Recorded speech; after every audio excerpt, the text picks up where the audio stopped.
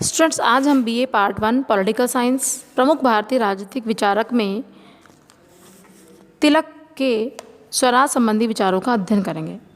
इससे पहले हम तिलक का जीवन परिचय, उनके द्वारा लिखित प्रमुख पुस्तकें और उनके शिक्षा संबंधी विचारों का हमने अध्ययन किया था। आज हम उसी क्रम में उनके स्वराज संबंधी विचारों को देखेंगे। स्टूडेंट्स, भारत की गुलामी के दौरान अपना सर्वस्व न्यौछावर करने वाले तिलक ने अपने देश को स्वतंत्र कराने में अपना सारा जीवन व्यतीत कर दिया।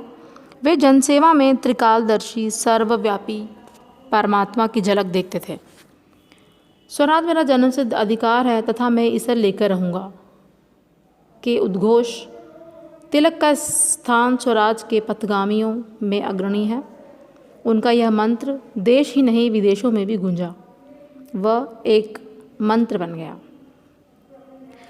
लोकमान्य बाल गंगाधर तिलक को लोकमान्य भी कहा जाता है, जिसका अर्थ है लोगों के द्वारा स्वीकृत किया गया नेता। साथ ही तिलक को हिंदू राष्ट्रवाद का पिता भी कहा जाता है। भारत के राष्ट्रीय आंदोलन में गांधी युग 1915 से प्रारंभ हुआ और गांधी युग प्रारंभ होने से पूर्व के 25 वर्षों में भारत के राष्ट्रीय आंदोलन और राजनीतिक चिंतन में यदि किसी व्यक्ति का सबसे अधिक योगदान रहा है तो वे निश्चित रूप से लोकमान्य बाल गंगाधर तिलक ही हैं। उनके इस महान योगदान, उनके इस महान कर्म और उनके द्वारा किए गए समाज सुधार, समाज में कार्य और देश हित में जो उनके द्वारा किए गए कार्य हैं, उनको हमेशा हमेशा याद रखा जाएगा।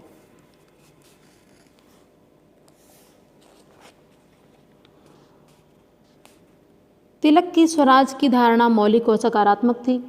वे विदेशी आधिपत्य से मुक्ति को स्वराज का पहला सोपान स्वीकार करते थे, किंतु केवल विदेशी आधिपत्य से मुक्ति उनके स्वराज का मर्म नहीं था।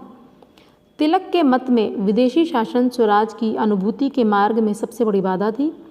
उनके अनुसार व्यक्ति के लिए स्वराज का अर्थ व्यक्ति को स्वधर्म के पालन की स्वतंत्रता, वहीं एक राजनीतिक प्रणाली के रूप में स्वराज का अर्थ था धर्म राज्य की स्थापना। विदेशी आधिपत्य के अधीन भारत की तत्कालीन परिस्थितियों में तिलक के स्वराज की धारणा को व्यवहार में भारत में ब्रिटिश शासन की समाप्ति तथा भारत के समस्त विषयों का निर्णय करने का भारतीयों को अधिकार दिए जाने की आकांक्षा के रूप में समझ लिया जाता था। किंतु सैद्धांतिक स्तर पर तिलक के लिए विदेशी शासन का उन्मूलन मात्र स्वराज की धारणा को पूर्णतः व्यक्त नहीं करता था। वे इसे तो स्वराज की प्राप्ति की दिशा में एक ठोस और निर्णायक कदम मानते थे।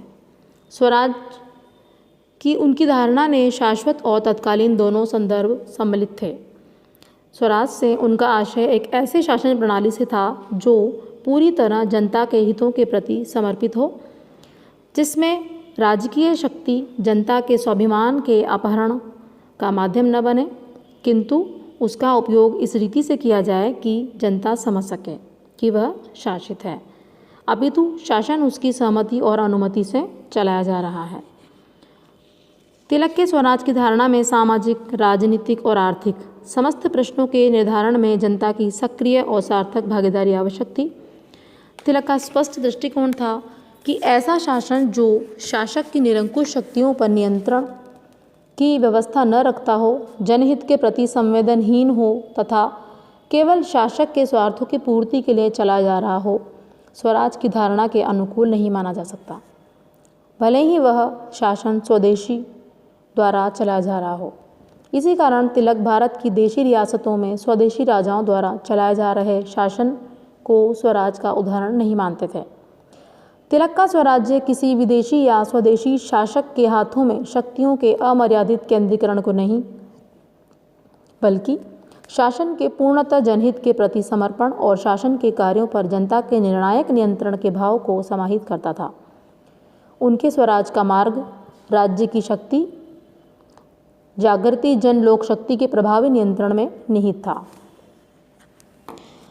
तिलक के लिए स्वराज की प्राप्ति ऐसा बुद्धि विलास नहीं था जिसमें लोगों को क्रमशः स्वतंत्रता के लिए तैयार किया जाए और जनता की कठिनाइयों के विषय में केवल बौद्धिक विचार विमर्श करते हुए शासकों को मस्तिष्क में विद्यमान अंधकार को दूर करने के लिए विद्वतापूर्ण भाषण दिए जाएं।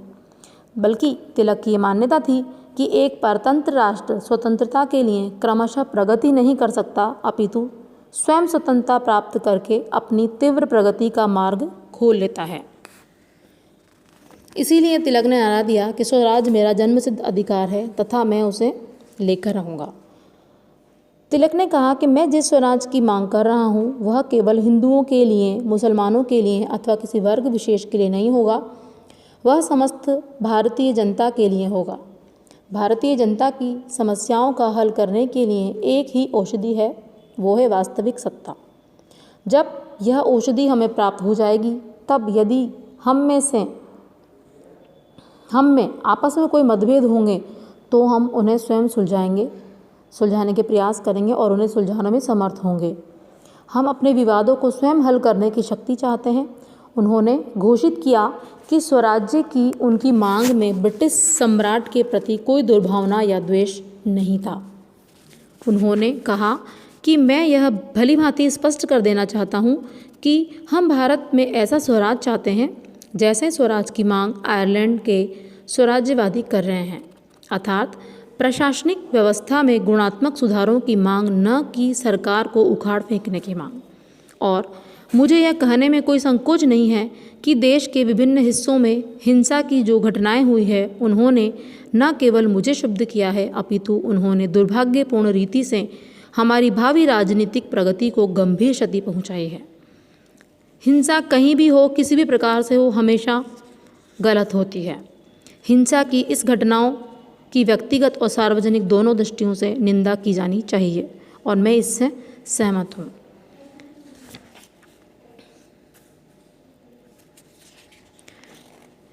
तिलक की यह भी दृढ़ मान्यता थी कि जब तक अपना भाग्य स्वयं ही निर्धारित करने की शक्ति भारतीय जनता के हाथों में नहीं आती, तब तक सरकार की सदिच्छा पर निर्भर रहते हुए क्रमिक आर्थिक सुधारों का राष्ट्र के निर्माण की दृष्टि से भी कोई लाभ नहीं होगा, क्योंकि इन सुधारों से जनता के आत्मविश्वास या स्वाभिमान में वृद्धि नहीं होगी। तिलक का मत था कि राष्ट्र की प्रगति और समाज के निर्माण के लक्ष्य स्वराज पर ही निर्भर थे। उनकी दृढ़ मान्यता थी कि जब तक स्वराज्य अर्जित नहीं किया जाता तब तक भारत में न कोई समाज सुधार क्रियान्वित हो सकेंगे और न ही औद्योगिक प्रगति की जा सकेगी। वे इस अपेक्षा को अत्यंत अव्यावहारिक मानते थे कि आर्थिक विषयों में नीति निर्धारण का अधिकार तो विदेशी सत्ताधारियों के पास रहे और वे औद्योगिक और वित्तीय नीतियों का निर्धारण भारतीय जनता के हितों को दृष्टि में रख कर करें। उनकी यह स्पष्ट धारणा थी कि विदेशी सरकार आर्थिक प्रणाली को ऐसा ही स्वरूप व दिशा प्रदान करेगी जो भारतीय जनता के हितों के अनुकूल नहीं, बल्कि विदेशी शासकों के स्वार्थों की पूर्ति पर आधारित हो। इस प्रकार तिलक ने अपनी स्वराज संबंधी धारणा में स्पष्ट व्यक्त कर दिया कि स्वराज मेरा जन्मसिद्ध अधिकार है और मैं इसे लेकर रहूँगा। तिलक ने भारत की गुलामी के दौरान अपना सर्वस्व न्यौछावर करने वाले तिलक ने देश को स्वतंत्र कराने में अपना सारा जीवन व्यतीत कर दिया।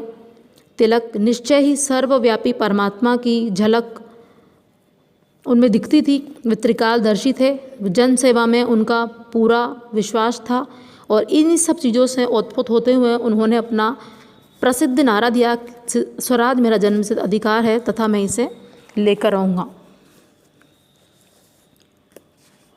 तो स्टूडेंट्स, ये हमने तिलक का स्वराज संबंधी विचार देखा। हम नेक्स्ट वीडियो में उनका स्वदेशी और